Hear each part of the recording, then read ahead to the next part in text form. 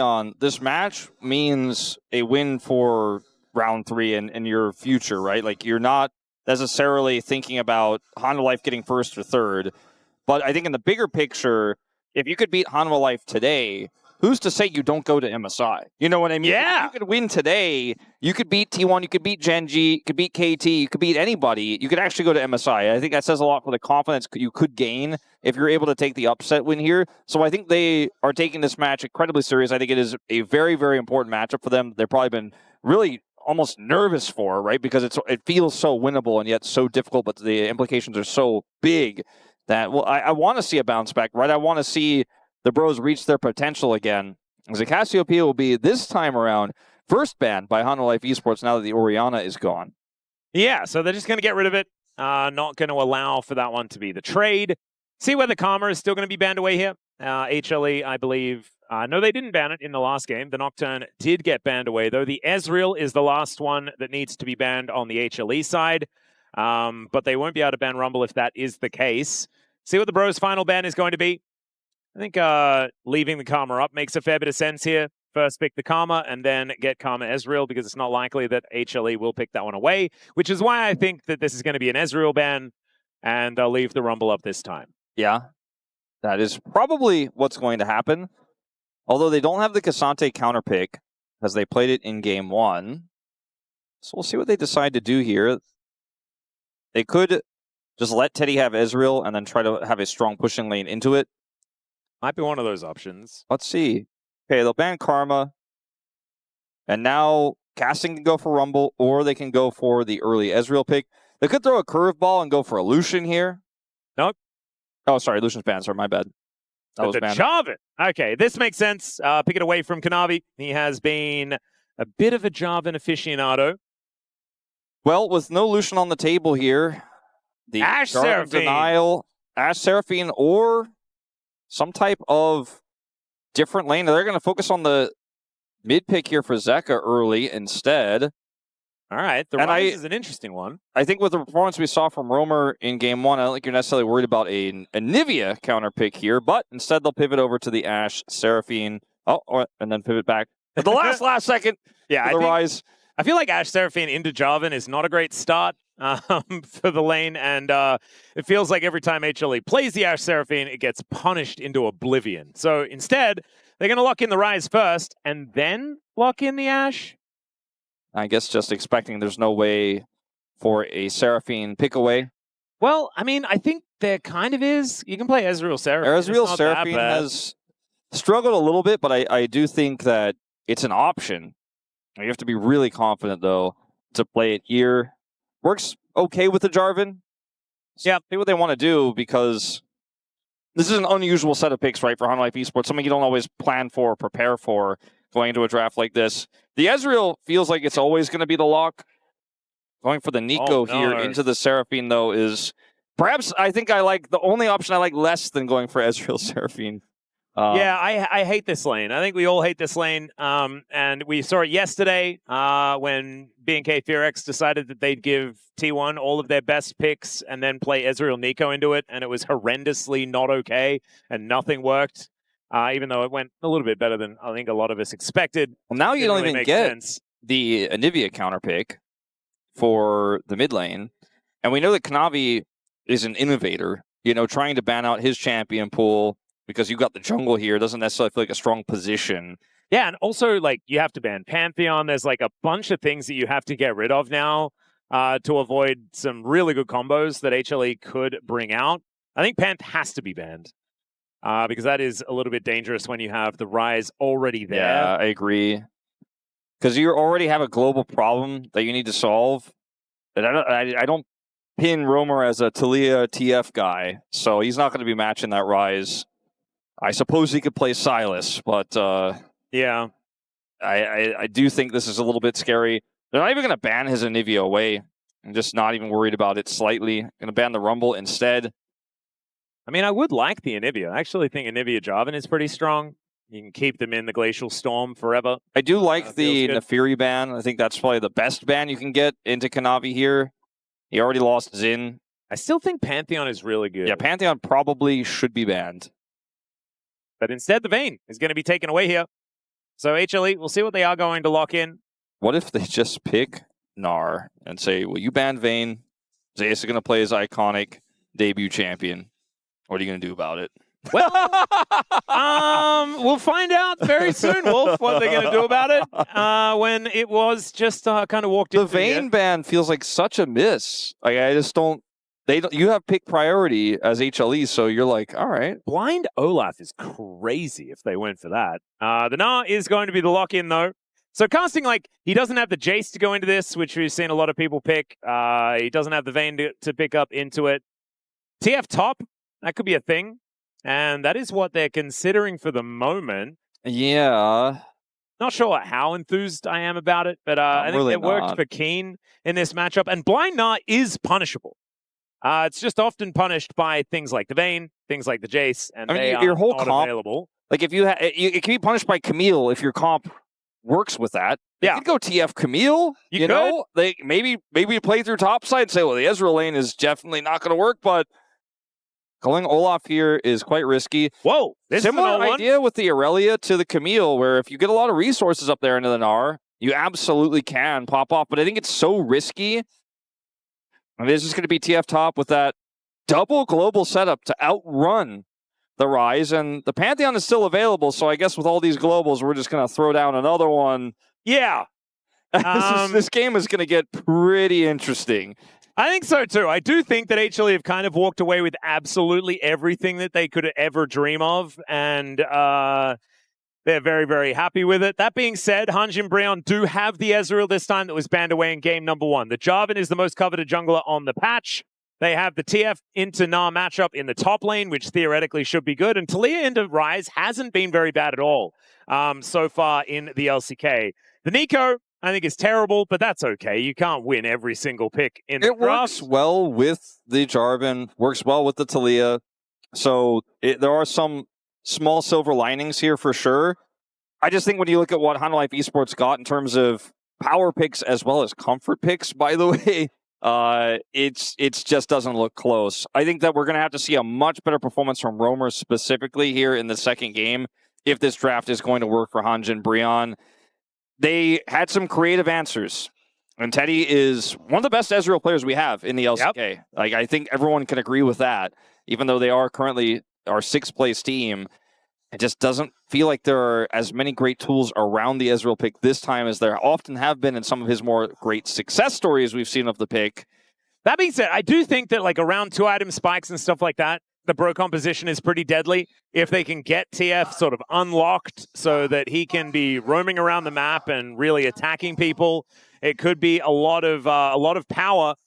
But yeah, Zeus has a Gnar skin for a reason. This guy is very, very good. And so I don't know whether this is going to be exactly the counter matchup that casting is looking for in this top lane into Zeus' Gnar. Let's get onto the Rift Hip game number 2.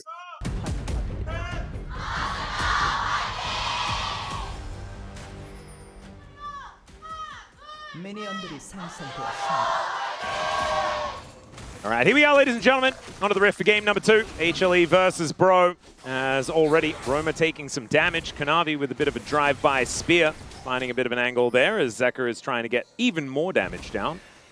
Might be able to throw some more flux over his way, but has already gotten a potion out of the Taliyah and is feeling pretty good about that one as Namgung already in position here in this lane, pretending to be an Ezreal. Going for Ghost in this top lane. And because you're Twisted Fate, your ultimate acts as a pseudo-teleport, and you will eventually get teleport as well. And you don't need the shield that much. So it is a pretty cool tech here into this Gnar. Can help you in the lane, but also can help you with gold card setup for your team later on to then follow with the Taliyah shove. Wow, this is a very aggressive level 1 trade between these two mid laners as Zeka is able to sidestep the rest of the threaded volley. It's like Roma might have to go home. Speaking of ghosts, there's ghosts in the mid lane as well, so we're not teleporting back to this one. I think and Roma has to think against it. Advantage here for Roamer, or sorry, against Roamer. Oh, here we go. Oh, yeah, looking for it. Gumayusi has to flash already. Has even used the barrier and is taking so much damage. Great trade here from Namgung and Teddy in this bottom lane. And yeah, they invested the flash, but they got one in return. Yeah, so a very heavy commitment there, but it does work out. Maybe Ezreal Neeko is actually just the best lane, and I got it all wrong. Well, we kind of jumped into that setup a little bit late, so if we had a replay of it, I'd like to see exactly how they got them into that position. They had the level 2 lead, so focused a lot more minions down. Kanavi is here, but he will meet Gideon. Yeah, and Teddy is now arcane shifting over. The Aegis is only going to last so long as Kanavi has to flash. The auto's in the air, and the red buff's not going to be enough. Flash over from Teddy. The Mystic Shot is going to get blocked by Gumayusi, though, as the beat drop comes down, and the Spear of Destiny will come down from Gideon to lock up first blood on his opposite number. The pros out to a great start here in game 1. Ooh, Flash out in the 1v1. All right. Okay, Roma, I see you. He's back. He's online. And I think the Observer's got jump scared by a clone there, but it's all good. Just going to have this wave cleared. And Romer will finally get that back. He's been waiting so desperately for. Zeka has already used his Ghost. So, see how this trade started off here initially. It's going to be Kanavi going in. Teddy does end up chunking him down. Kanavi gets the flash away. If he dies to that auto, it feels so bad. The Guma has to block for him. Guma does a great job here. But there's only so much he can do, right? Gideon is eventually, just with his really long range, going to be able to snipe him down. So a successful play there. I think Kanavi just going a bit too deep there with Gideon and waiting. Was able to help CC him down. And Teddy is so ready to commit. Like because they have the vision, they have the information. He just has the faster on the jump. And Guma isn't able to affect the play in the same way.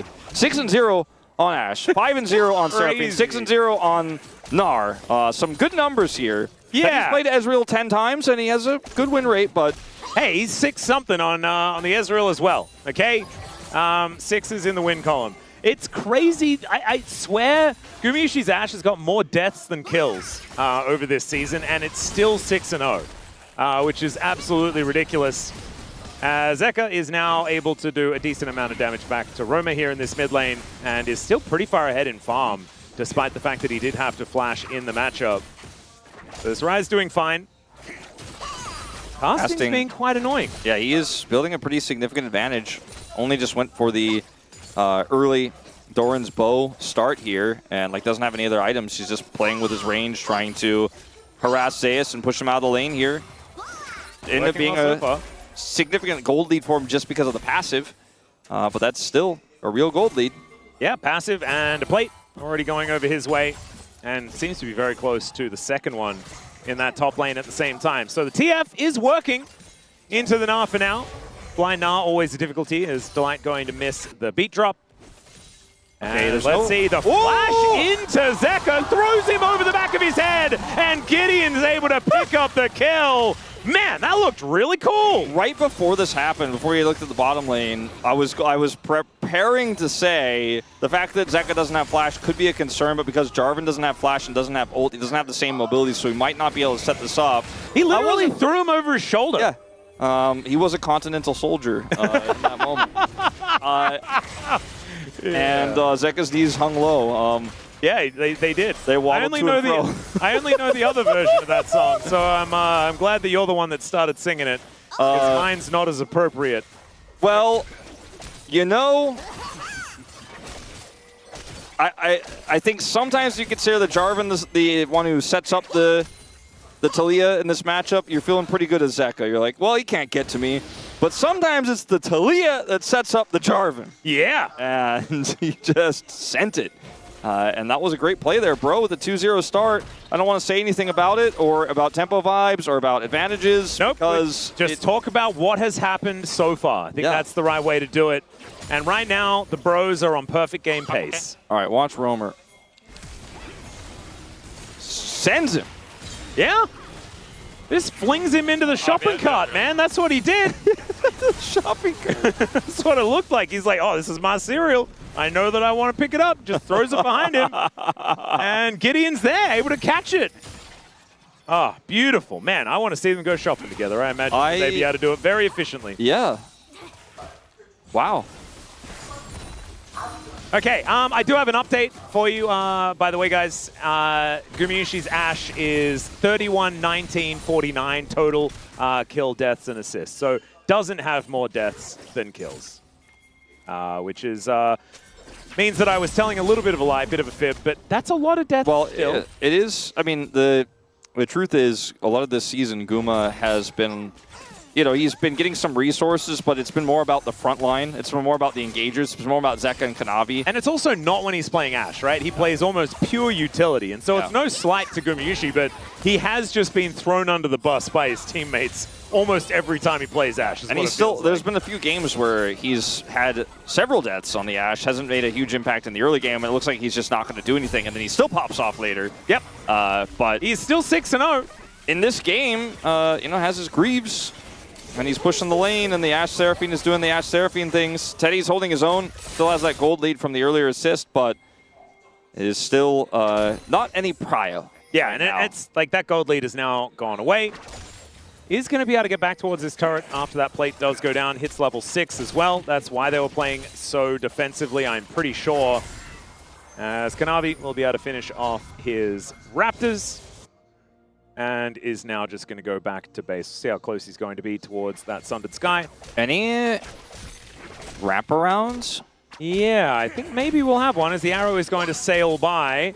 There was a Jarvan in the area, but GIDEON obviously a little distracted by the grubs. Yeah, he's happy for it. Oh, yeah. And Roamer's going to come over here as well, the prio he has, and they should be able to get the grubs again. Yeah. Well, Kanavi going to show up here as Namgung's flashing away from Zeka. You can see GIDEON really wanting to take these grubs away and is able to do so. Good buffer on the flag and drag will avoid that stun being a problem. So 2 grubs over to the bros. Kanavi has to take one of them. And I'm going to have that conversation about whether one grub cancels out the perfect game again. I don't think so myself. I'm on the same page as you. Yeah. I was at home on my day off listening to you talk about it, and I was getting a little heated. Yeah, I know. I don't know why we are so... like, I do feel quite strongly about it. I think at the end of the day, I did say, like, it's not really end of the world. Like, if this is what majority feels it should be the case, I was definitely, like, but I think shaking. if you've got the majority of the grubs, that's enough. Well, yeah. I mean, I was shaking my fist at the TV being like, amen, brother, and stuff, you know. I was there like, yeah, preach, Atllus. I appreciate it. I appreciate it. And, you know, Ox was like, well, some people have different opinions. And I was like, quiet down. Yeah, shut up, Woodin. Oh, okay. Well, Zeka is going to get towards his top lane. Casting really wants to try and gate his way out as he flashes into the brush. Some flashes to follow him. But this Ghost, I think he's going to... Oh, never mind. Kanavi's here, and Casting is very dead. Smashed into the wall, wallop down, and HLE will claim their first kill of the game. He locked red card. I don't know if it would have really made a difference there, but he didn't have gold card to help peel himself out of that situation, unfortunately, either. As the light is like, stay away from my ward, but he's going to get it anyways. I mean, Roamer is getting a lot of work done in this mid turret. Yeah, now we actually also could see a cross-map dive. Very tough, though, because they both have flash and defensive ultimates, so I would not advise GIDEON to make this play. And the Pantheon's also here. Like, they took so long. But what about a 4 versus 3? As there is a Taliyah over here as well, as they almost get the shove onto the light. I think without that, they're not going to go for the dive, as at least they do manage to get another plate. Teddy I think getting some work done with his Sheen. It's the right call, and they didn't really lose that much for it. You know, the plate went over to Roamer, like you mentioned in the mid lane before this. Zeka was backing, so you know, he's not going to lose any minions for roaming over there, as his name does indicate, but they don't commit into a Seraphine, Ashe, and Pantheon setup there and toss the game away. They just go, oh, well, it was cool. We got a plate. Let's back away. We still have Prior for Dragon. Yep, measured play here from HANJIN BRION. I think that could have been a huge disaster. Now, they're looking at double Dragon. Yeah, and actually, I love this as well. Bro just like starting off the Drake, just saying, we are stronger, we can take this. They pressed tab. They saw that Kanavi didn't have his Sundered Sky yet. GIDEON has his already. I don't think that this is something that's all that smart to contest. And Zeka is still looking for more items and things like this, right? He's a Ryze that doesn't have anything completed yet and takes a little while to get off the ground. What the hell? Is that 6 in a row? My God. We are just... There's too many Hextech Dragons. We did the statistics for this in Challengers, and I can tell you the odds are astronomical. Yeah. That this could happen. Well, it's happened. I know. We've got 6 in a row. Like the same dragon. I guess the good news is, like, basically now we're never going to get struck by lightning because we got this like weird statistical anomaly. I mean, statistically, you're never going to get struck by lightning anyway, Wolf. Yeah, but I mean, like, Now you're really not going to like, I feel like because we got this, like, I'm never going to get to win the lottery, but I'll also never be struck by lightning, is how it feels in my mind. Yeah, that's a nice way of thinking about it. All right, arrow for Roma, and it's going to tag him. Gumayusi with great aim, as per usual. And there is the Spartan from the sky. Kanavi able to come on over and make sure that they secure the kill. Beautifully done. Taliyah going to take a bit of damage here as the bros, I'm not entirely sure why they're fighting around the empty dragon pit, but that is fine. Both teams have double global, right? Twisted Fate and Taliyah, and you have Ryze and Pantheon on the other side. But Guma's like, it's triple global. Triple global. Ashe arrow, global ultimate. And sends it in there, and Roamer gets the insane duration stun. As you know what? This is the first Dom. Guma's like, if you're going to stop my back, I'm angry about it. And look who has ult to follow in the jungle. It's beautifully done. And that is just, that's how you do it. One of those 3 globals didn't have to move, but got him. And sometimes you just got to flash those. But the thing is, I imagine Roma was like, well, maybe I'll just be fine anyway. Because he had his support and jungler relatively close by. Right? Like, sometimes you just don't need to use it. That time, definitely should have, but that's a bit hindsight-y. Now he's going to throw the wall down towards Kanavi, looking for some revenge here as he flings him back. The Aegis is down. Zeka is going to show up, and Kanavi does manage to get the kill back onto GIDEON. It is a 1-for-1. I don't know whether the bros are all too happy about it. It seemed like GIDEON was trying to make sure that Roamer got the kill there, and so held some of that damage, but he dies as a result of it because they cannot get the kill fast enough.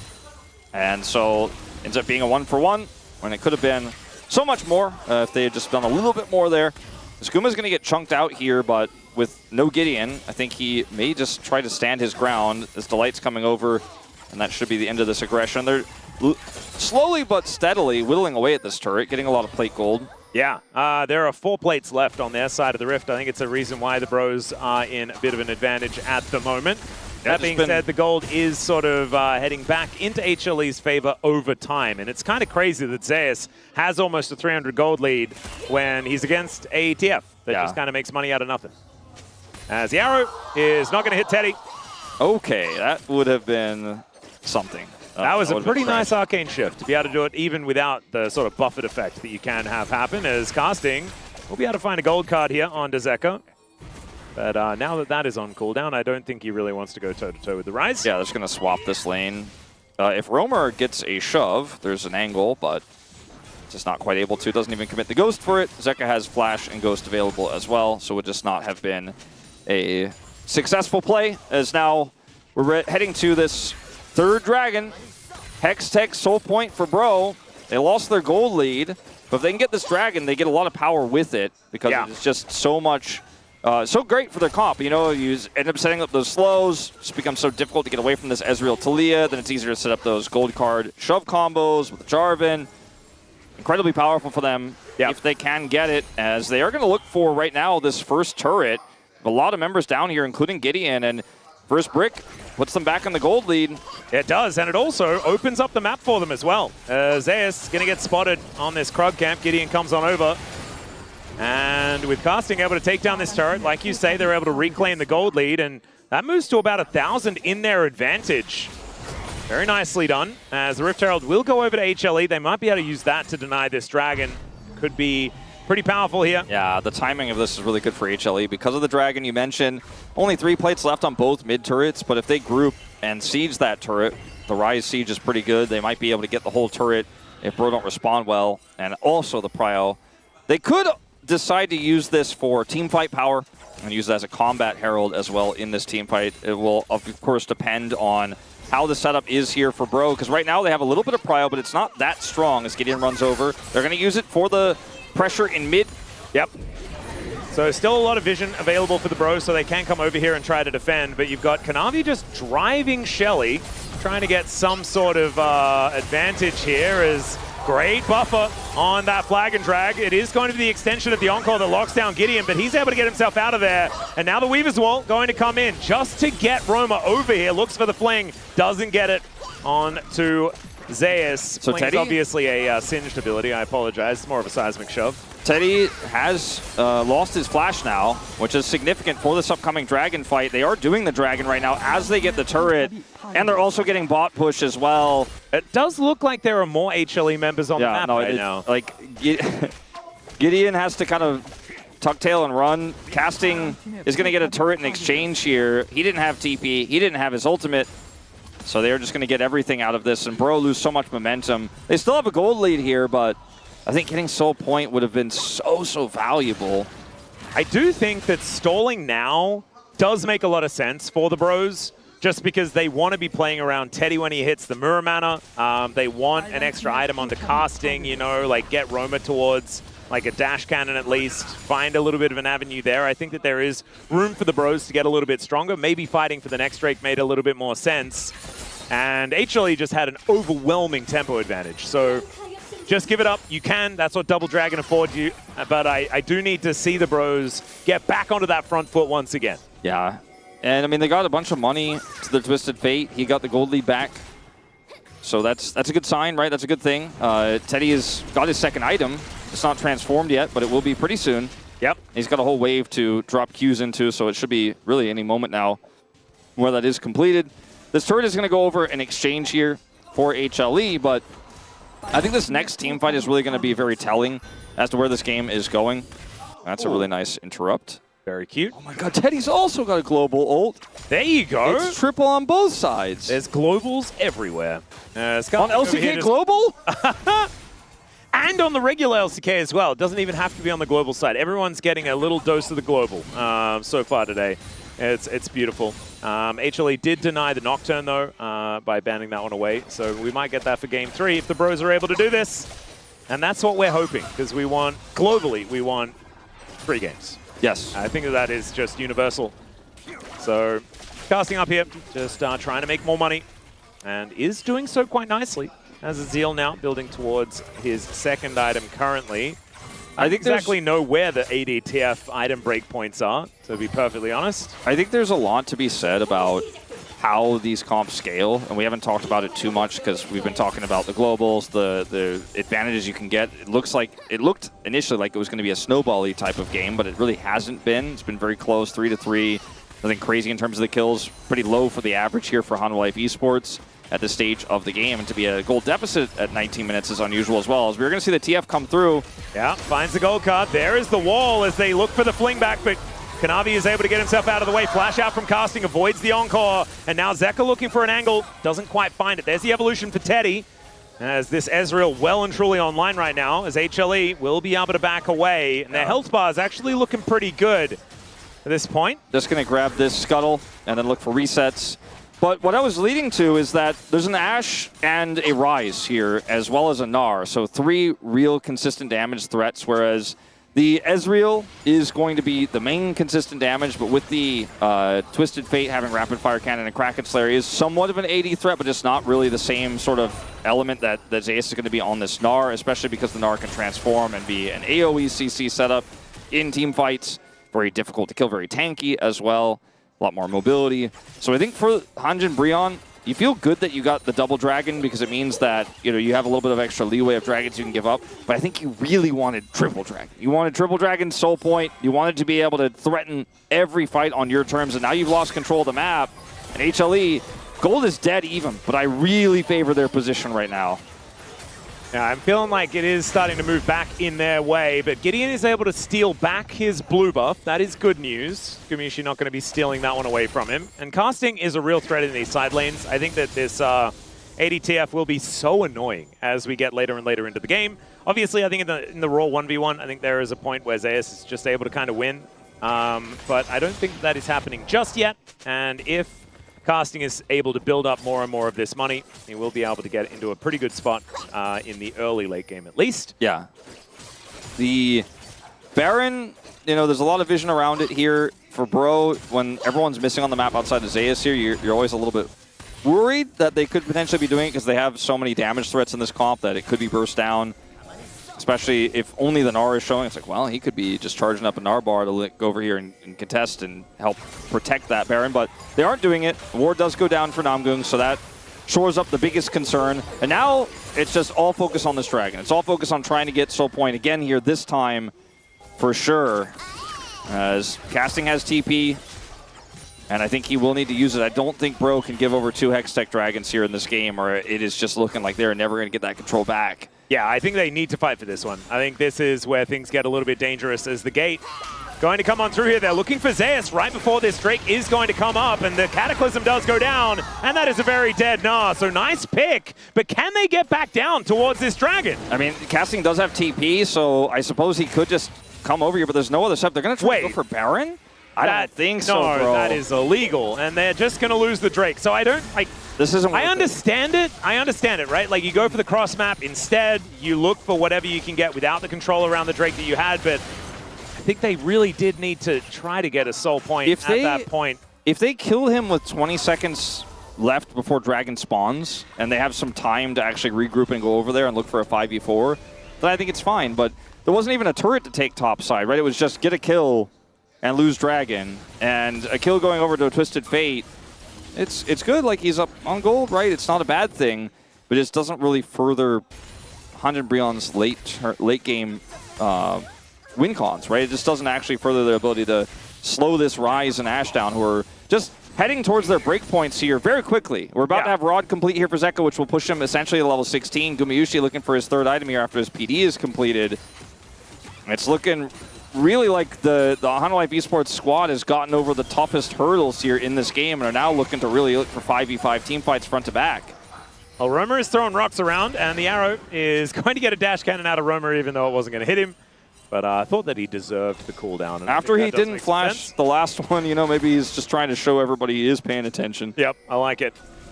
And sometimes we need that reassurance. That's all right. The Bros back to an 800 gold lead, and that's what they got themselves by foregoing the dragon, like you were saying. But it feels like money now, and HLE will just have stats forever. And I don't know whether that is really what the Bros want to be staring down the barrel of. That is a problematic situation. And this is kind of like how the game looked in Game 1, right? It was HLE just outlasting the Bros. As GIDEON going to look for Kanavi here. Kanavi is not looking too worried about it. Does have a level disadvantage though, but still able to offer a lot of damage back. And 3 minutes on this Drake. The Baron up and available for now.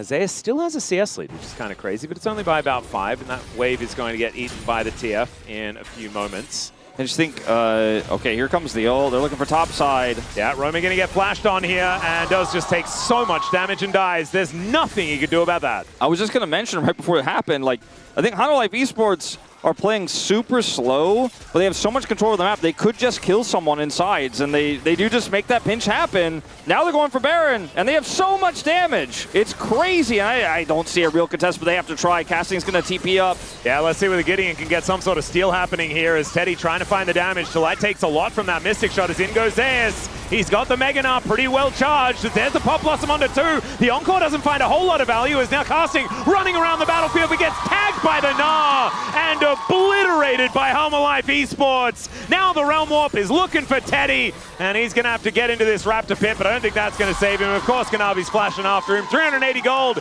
over to the Pantheon, and if they would like, they can head over towards this Baron to take that one down. Just reset it. And this Baron will last until the next dragon spawns, but it might not matter. It might be more about the inhibitors getting opened up. But Zeus is going in, 2 levels up. Yeah, he's between turrets and doesn't seem to be too worried about it. Has Delight there to back him up as Roamer at least deals with the wave. But HLE will be able to take this Baron, and now they launch themselves into the biggest lead that we've had so far in this game. Yeah, so lots of pings coming down here. Just looking for any target they can dive on. And he goes for Roamer as soon as he appears on vision. Because he knows that the rest of the Bros are trying to defend, they're trying to rotate up, they're trying to group towards Baron. And they punish because they have vision control, because they have map control. This fight here for Brion is just desperate, right? I mean, Namgung is looking for an ultimate, but there was no follow-up. Teddy is on another planet at half health, and he dies unceremoniously as Teddy tries to walk out alive, but he's on the wrong side of the map as well. It's just a disaster. They get the Baron right afterwards. And Hanwha Life eSports are, to say they're in the driver's seat would be an understatement. They're 3,000 gold up now, but they have this Baron to start taking apart the edges of the base here. All of the inners are still up, so on one hand you're like, well, bro might not lose inhibs, but they're gonna give even more gold that's standing here on the map. Yeah, and Casting has just completed his Storm Razor. I mean, that's all well and good, but HLE now moving towards a 4,000 gold advantage. IE for Gumayusi. Oh, God. Actualizer for Zeka. You know, I mean, these breakpoints are being hit now. And Zeka's 2 levels up. Yeah, and Teddy's got his Endless Hunger completed, right? But 3 items doesn't feel the same as hitting that 2-item spike, especially when all of HLE have found all of those 3-item moments for themselves. There's a nice seismic shove onto Zeus, but he's just not taking enough damage. The flash is going to be used, but the arrow still hits. Down goes Roma one more time. And even though the Encore doesn't really find the mark, they still get a flash out from casting. They'll break open the base. And Zeus is just hopping forward, not afraid of anyone at all. And HLE, like a freight train, will just move towards these Nexus turrets. And they're looking to end this one right here, right now, and will secure their spot if they do so. Yeah, that's first place. And they could have been third if the Bros had have upset here, but instead they're able to get themselves that spot in that first best of 5 for themselves for a shot at promoting straight to MSI. Absolutely crazy if they're able to do that, as at least Teddy gets a kill onto the Gnar, but it is a triple from Gumayusi. Almost a quadra, but it's taken away by Zeka. And there is the Nexus going down. HLE, another day at the office here in this best of 3 as they just disassemble the Bros in back-to-back games. Just really felt like there wasn't much of an inroad, and there is going to be another ace secured here by Zeka as they pad the stats before they take him down. Even though Romer was able to have that cool flash play and get revenge on Zeka for what happened in game 1,